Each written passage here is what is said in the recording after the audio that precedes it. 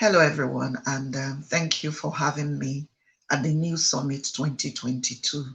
It's an absolute pleasure to have been asked to speak.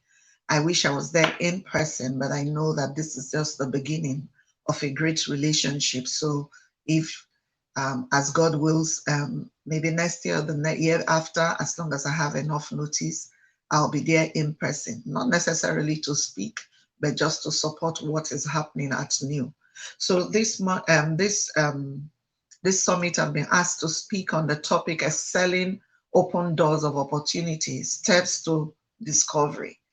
My articulation of this topic is that we have gone through, and all of the world indeed has gone through a change, drastic change in how business was done hitherto. We have gone through a lot of things, and everyone came out on the other side. Some of us gasping for air and wondering what just happened, and the rest of us who are a bit more resilient, wondering what is the next thing that I need to do. So today I want to speak to us about the concept of the future of work. How does work look like or business look like after all the change that we've been through? And just let me put it out there, the change has not ended yet. As the year is 2022 is coming to an end and we're rolling into a new year 2023, things are even going to be even more different. A lot of things are going to be different. How we do business is changed forever. And I want us to understand that when we can grasp the fact that these things have changed and we adapt rather than try to just remain rigid or call up and die, then we have a great opportunity ahead of us. Because some people have looked at what has happened and their mindset is something has changed. And because of that, some people say they no longer have a playing opportunity. Others have looked at it and they're saying something has changed, yes, but I can adapt to whatever is changed and I can bring new learning to the table. And so the undergird for self-discovery in a climate that has changed or an ever-changing climate, in the capacity to recognize and maximize opportunity within that change is that people have to be adaptable. So no matter what your business terrain was like and the dynamics of your business were like, and your lives and your families were like in the previous, what I'll call the previous dispensation, there is an openness that we need to have to adapt. A lot of us are in the business of adoption. That's why our businesses don't work.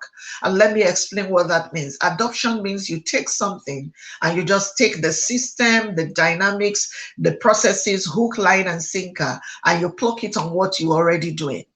But this is a very dynamic terrain we now are in. So adoption will not work. Adaptation is what will work. But I go ahead of myself. So let me come back and talk to you about the concept of what business looks like. Whether you are an employee or an entrepreneur, the dynamics of how work used to be done have evolved. Things are changed. There are words such as agility, adaptability that are now being used in work conversations. We now have hybrid workspaces, we have totally virtual spaces, and things are no longer what they used to be. This week, I was in a conversation with my coach, and I was just discussing the things that I wanted to achieve in the next year. And I said to her, oh, one of my staff has a change in her circumstances, and that's going to impact upon what I'm doing. And as we were talking, we spoke to about 1 hour, 30 minutes, I don't remember.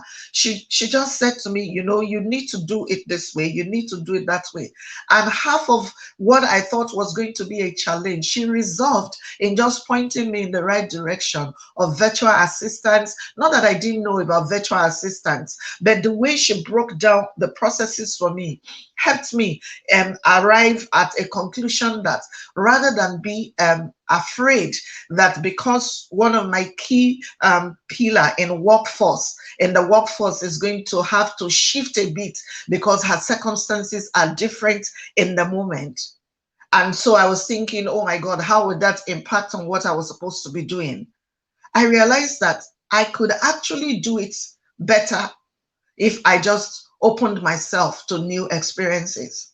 So the first thing I want to highlight to all of us today is that we are not, um, you see, you are not on the verge of a collapse. You have not been disappointed. What has happened is God has given you the opportunity of brand new experiences. God is opening vistas to us so that you can actually sit in Lagos and have a staff who lives in the Philippines and your work will be done. You can actually sit in Lagos and not carry inventory and yet be a run transactions running to millions of naira because you have people who have inventory and you become the broker for those things. And you get a commission, you make money and you move on. The point I'm making is that if you approach these dynamics with the mindset that you've not been disappointed, but that you have been given the chance of a brand new experience, the odds are you would excel in what is ahead of you in the next climate. A while ago, I was in a human resource conference. One of my sisters was hosting this conference, and I actually really just went to support her. But because I'm someone who is always learning, as I sat there, I didn't even bring a notepad that day, and they didn't share any. But I sat at this table, and they started to talk about the future of work. As I listened to them talk about the future of work, I picked up a napkin and I put it on my table, and I picked up a pen and I started to write because I realized immediately, this was pre the pandemic. I realized immediately that something was about to shift and the way we did life and business was about to change. And as I sat there, I wrote down 7 or 8 things, I think, that became the table of content for a book I have there called The Theology of Work. Because as I sat there and I heard them start to talk about how work is changing, how the millennials see work, how the Gen Zs see work, I realized that while they were focused on generations, it was an entire climate shift that was coming to how business was done.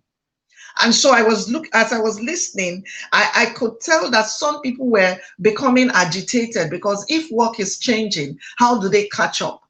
And I realized that the key was to know what God taught about how work ought to be done. And by the time I broke it down, I realized that no matter what shifted, the processes and the templates that God is giving us are constant. They do not shift. So what that means is no matter what is changing for you, an embrace means that you are able to go back to the design room. Go back to your design room and ask yourself, what else can I do to ensure that this change that has come upon me is managed properly? A couple of weeks ago, I was in another coaching session, and my sister who was coaching me through something gave me something that she called the impact assessment filter. And this filter was made up of questions. And as she started to ask me questions about the things that I needed to do in the new year and who and what I required to do it, I found out that in taking the time to answer the questions, I was able to distill a clear path to where I needed to go. So you need to ask yourself, what is it? Go back to the design room, pretend that you didn't know what you had been doing before. And when you step in there, ask yourself what I call discovery questions. Ask yourself, like, what is it that I need in this time? If I am able to achieve what it is that I need to do in this time, how will it make me feel? What impact will it have on what it is that, on the overall outlook of my business? What skill do I need to get an enhancement in?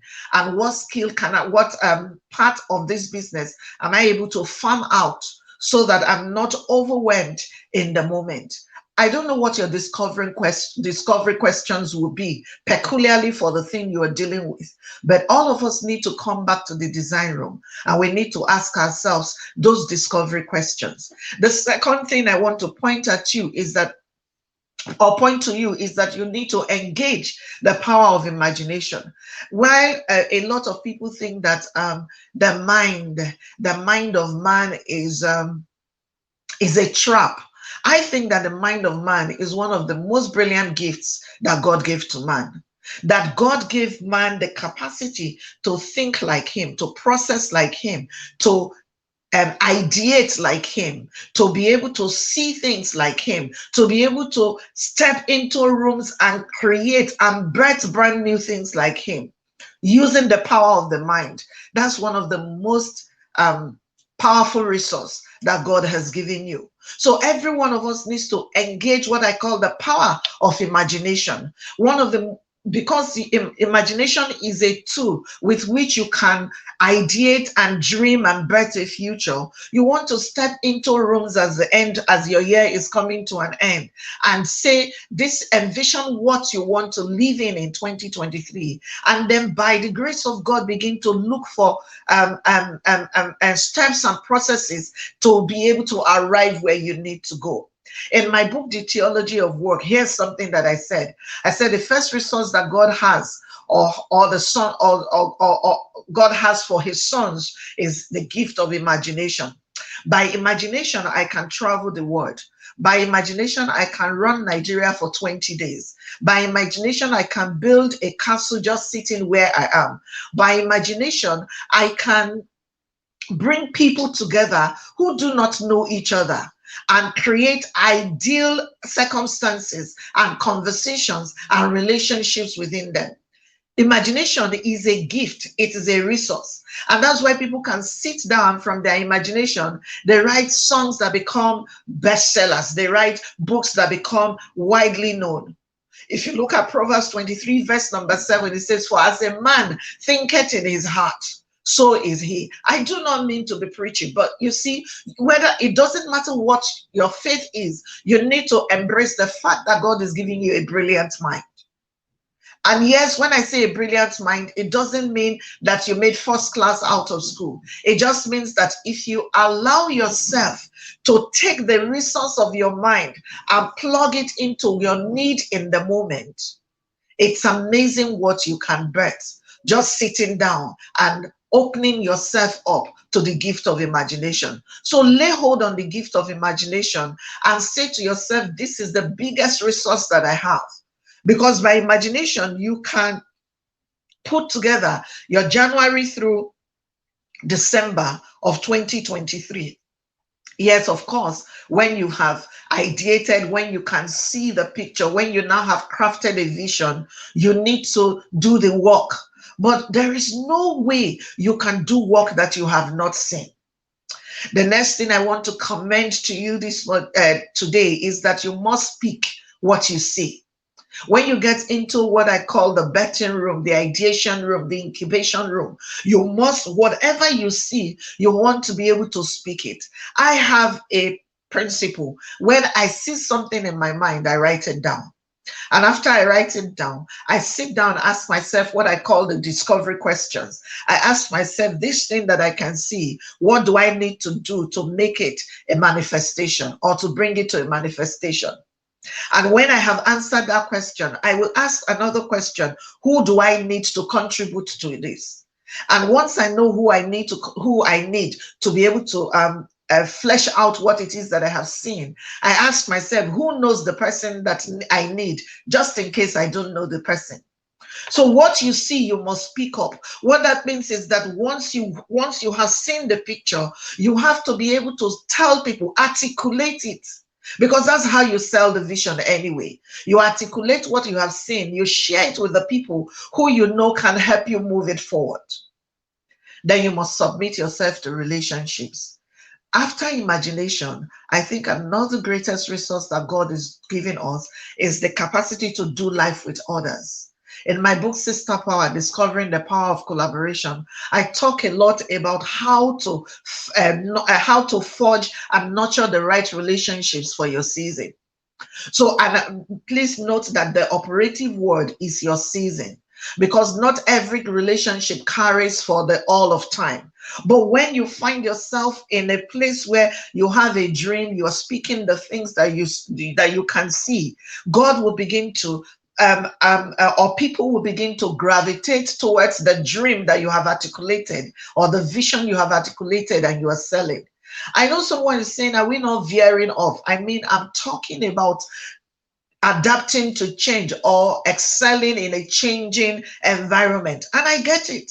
But you see, since we went back to the drawing board, sometimes the best way to succeed with change is to enter into the ideation room and pretend like you have never done anything before.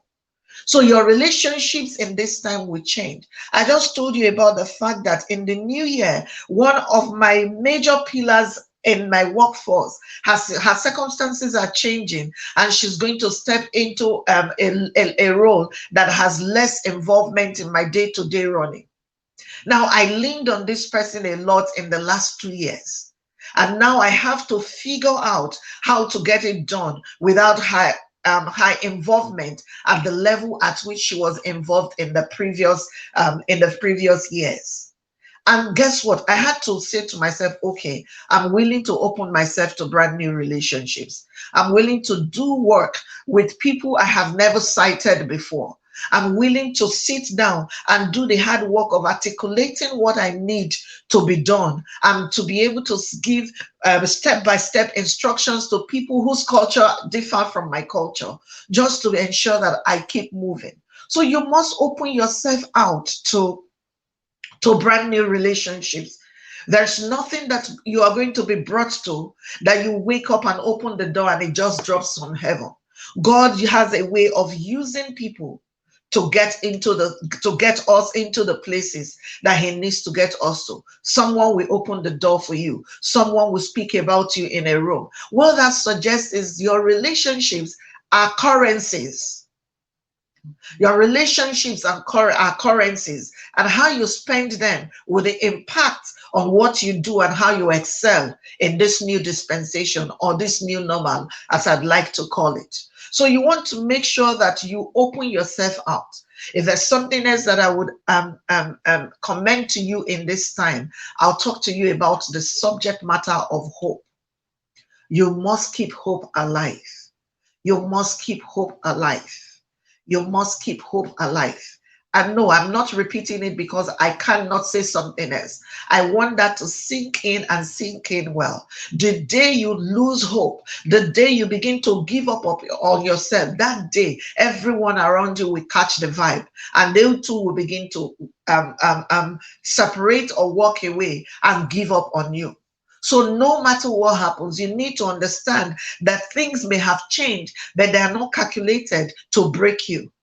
If something is changed around you, it is because there's something else on the inside of you that God wants to birth. And you are the one who would open the door to that, to ensure that you live in that thing that God has called you to in this season.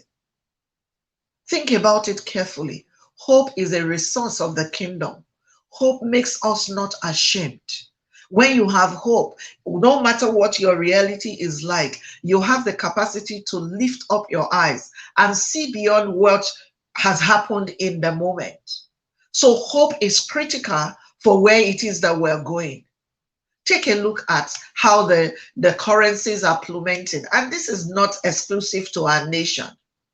I mean, if Qatar says that they have that they are running out of oil. Yes, I saw that news item this week. Qatar say they are running out of oil. Exactly what do you think would happen all over the place? Look at Ukraine and look at Russia. They sneezed and the entire world caught a cold. Food shortage began to happen. Electricity became an issue in Europe.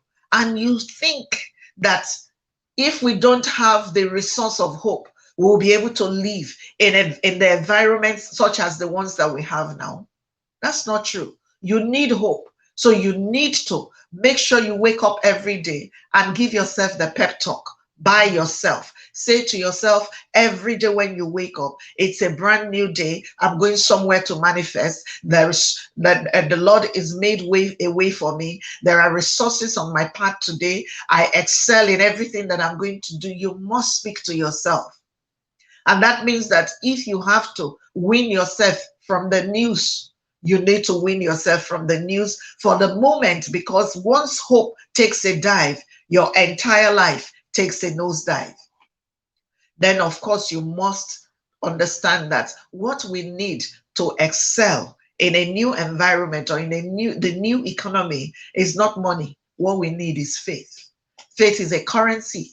And as long as you can see it, then and you have a plan, you put together your templates and your processes, there's nothing that you have seen in the imagination room that you cannot birth. So when you think about a resource that makes impossible things become possible, faith is that thing. Now, what is faith? Faith is the capacity to believe in what has yet to come to pass. If you have that, when I do, again, this is not a Bible thing. This is a human thing. Whatever you hear, motivation speakers will say to you, if you can dream it, you can have it. Or I can't exactly remember how it is that they say it. The point is that faith is a resource, the capacity to see with the eyes, with your spirit, what the eyes have not alighted on, is a gift and a resource we need in an ever-changing economy and environment. The reason why money has not come to us for the things that we need to do, some of us have broken relationships. What that means is that we're not trustworthy in the relationships that we are in. We take from people, we don't give back. Remember that I said to you, submit to relationships. You want to be very scientific in contracting your relationships. And when you contract them, you want to make a commitment to yourself, what you will do or do not do within those relationships. And then you don't to move away from just thinking it and put action behind it. Some of us lament the fact that we don't have money to do the things that we need to do because we've not used our time well. Time is a resource. Everything that you would achieve by the time that God is giving you. So we all have 24 hours. And the way I see it, if you make good use of a 24 hours, it would impact upon your bottom line. We need to make sure that we do make the right choices in this time. We need to make sure that we make the right choices in this time. The reason why I couldn't come in person is because I'm away. I decided to take a break. And while I'm away, I went to the shops yesterday and I realized that I didn't need to buy everything in sight. It's a choice I made. And that's because I'm trying to preserve and conserve my funds for something that is more important, like time with my family. So make the right choices. Do not make choices that dig the grave deeper for you. What that means is that if you already have a business that is struggling, your first recourse ought not to be get some more money. Your first recourse should be, what can I save from what I already have? Because a lot of us think, oh, if I get just another business loan, I will get there. But how about looking at the resources you already have? This is not even in my notes, but I feel like I also need to talk about what I call the 4 streams of income. That every single thing that you do today, the one thing you do, you can earn by in 4 different ways. I do not have the time to unpack it. But when you go into your ideation room, when you submit yourself to the power of imagination, I want to encourage you to take a look at everything you do today and ask yourself, how much more can I use this? Who else can I serve with what I'm doing right now so that I can earn differently from what I already earn? So if you have something that brings you only 1 stream of income or 2 streams of income right now, then what you need is not to look for money to expand something else or add something else to it. What you need is go back to the design room and take those things that you're already doing and ask yourself, how can I break them down to serve other people that I'm not serving right now so that I can earn the money that I need to expand if expansion is what you need. And then there are others of us who think that, okay, what we want to do is expand. And I feel a sense that what you actually need to do is to narrow down what you're doing. You're serving, you're exerting energy in too many places. It is time to do what I call niche focusing. Bring it together and focus on the one tribe that you need to serve so that you can serve them well and serve them in multiple ways.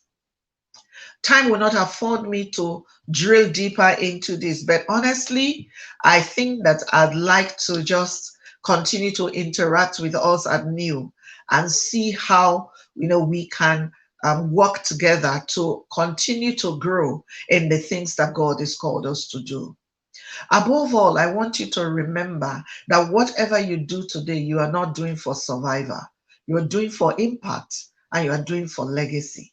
It doesn't matter what your business looks like. It is first to make the world a better place. That's why you are here. That's why you do the work that you do.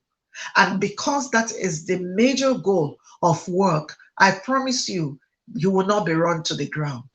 You just need to step into the room of adaptability and be agile enough to bend over backwards when it is needed so that you can arrive at the things that you need to arrive at.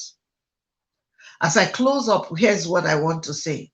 No matter how the reality of what you're doing is changed, when you come to the room of self-discovery and evolvement, when you ask yourself the right questions and you open yourself up to the right people, what you'll find is not only that you create opportunities, but you'll find that there are opportunities that exist around you that you have not taken advantage of. You will realize that the opportunity that the world has given you, if you take it, you will be replenished and you would make great impact.